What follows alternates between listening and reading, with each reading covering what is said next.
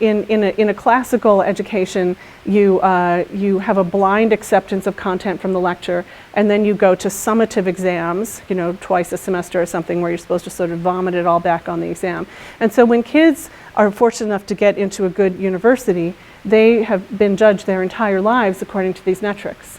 And then it turns out that these skills, the skill to blindly accept content and put it back on a summative exam, are not just useless for the rest of your life, they're actually damaging. They're sort of antithetical to the things you actually have to learn how to do. And so what I'm trying to do in the classroom now is abandon all of that. I want to completely get away from that, and I want to make the undergraduate experience as much like real life in its various forms as possible. And I also think it has a lot to do with what goes on in graduate school, and I don't know if any of you guys are in graduate school right now. And so it's very, very, very common, and I think we've all experienced it or watched someone else go through it, during a PhD to have some kind of existential crisis of who am I and what am I doing and can I possibly do this? And you think about it, it's like not right. I know, we've all been there, and we've all watched a million people go through it, and it's really unfortunate.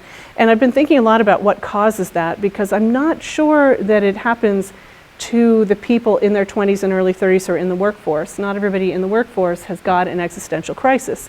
And I think it's largely because we've been taught how to value ourselves. The reason we got to graduate school is because we are awesome at taking exams, because we've proven that we're fantastic academicians in that traditional way. And of course, those skills are now useless. In fact, they're bad for you, because now what you have to learn is never blindly accept content.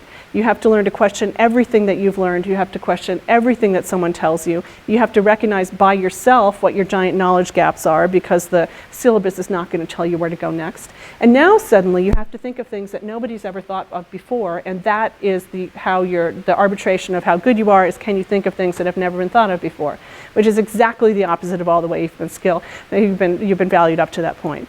And so how about if we start that transition a little earlier? That's what I would like to do.